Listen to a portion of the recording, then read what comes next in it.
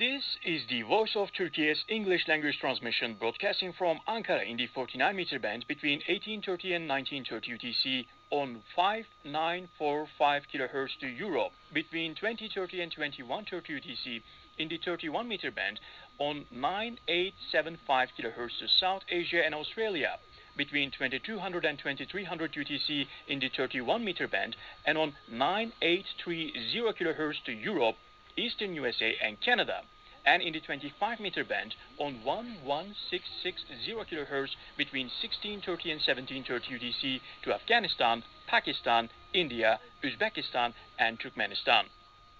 The Voice of Turkey is also beamed between 0300 and 0400 UTC in the 41-meter band and on 7275 kHz to Europe, the USA, Eastern Canada, and Cuba, between 0300 and 0400 UTC in the 49-meter band on 6165 kHz to Iraq, Syria, Iran, and the Arabian Peninsula.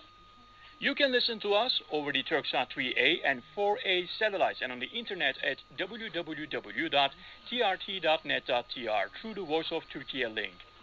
Please note that transmissions broadcast between 2200 and 2300 UTC and between 0300 and 0400 UTC have been pre-recorded.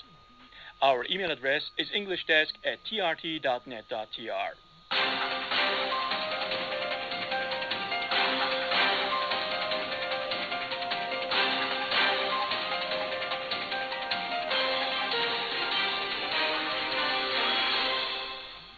And first, the headlines of the news. President Recep Tayyip Erdogan wished that Turkish Language Day would lead to preserve the Turkish language and pass it on to future generations with all of its originality and depth.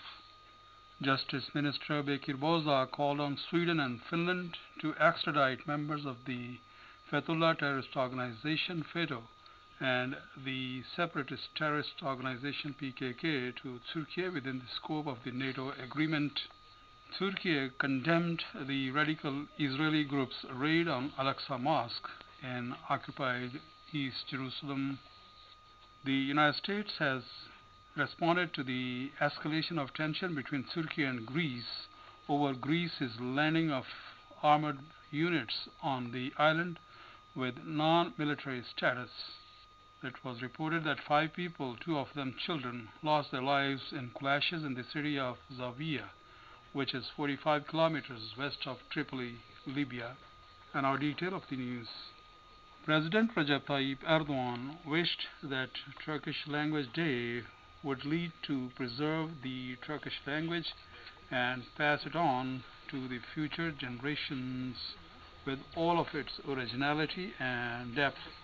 President Erdogan, in a post he shared on his social media account, said, "I wish that Turkish Language Day would lead to preserve the Turkish language and pass it on to future generations with all of its originality and depth, and I convey my best wishes to all our citizens with my most heartfelt feelings."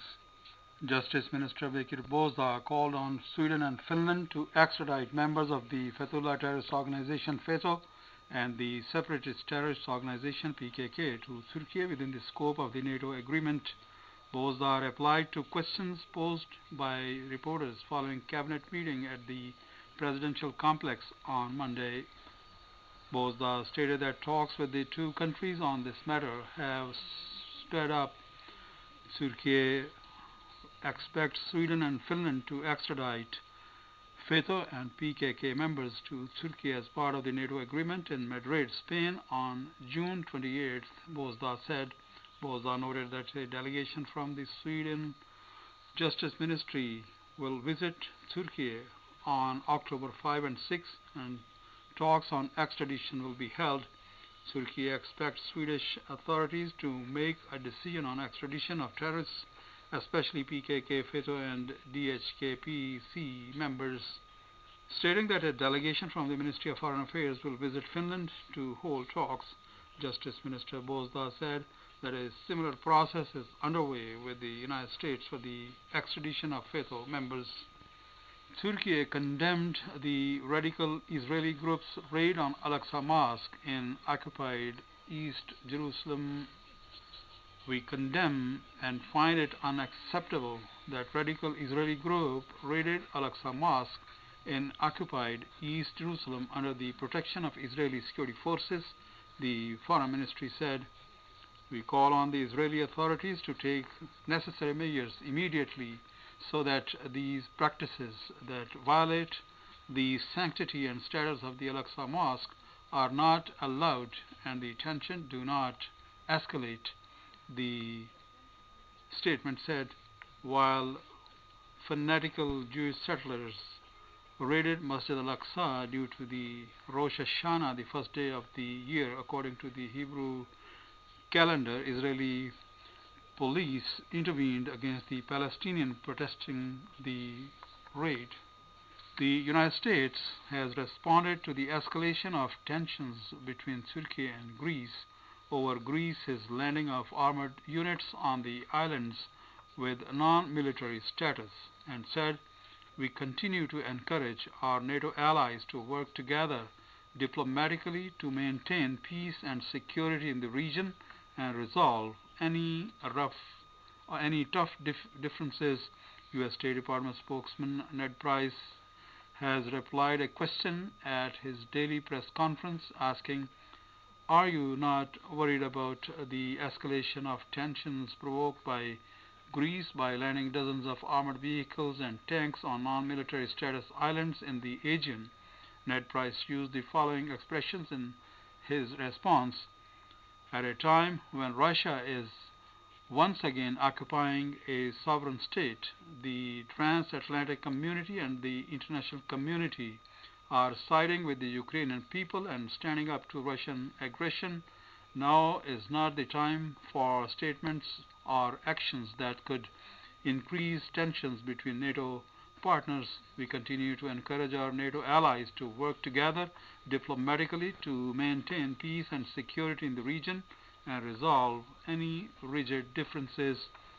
Greece was exposed to have shipped, in violation of international law, armored vehicles to the islands of Lesbos and Samos, which are under the non-military status in the Aegean Sea.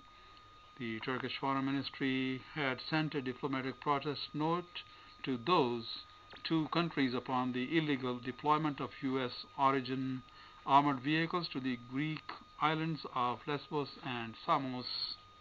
It was reported that 5 people, 2 of them children, lost their lives in the clashes in the city of Zawiya, which is 45 kilometers west of Tripoli. Osman Ali, spokesperson of the Ministry of Health's emergency unit affiliated with the National Unity Government, said that the clashes between armed groups in Zawiya have ended. Ali informed that 5 people, including 2 children, were killed and at least 16 people were injured in the clashes. Local sources confirmed that as a result of the efforts of the government and the leaders of the city, a ceasefire was reached and the clashes stopped. Meanwhile, the United Nations support mission in Libya condemned the clashes, stating that it was deeply concerned over the armed conflicts in Zawiya, Libya. Such clashes take place from time to time between armed groups operating in the west of Libya and affiliated with the National Unity Government.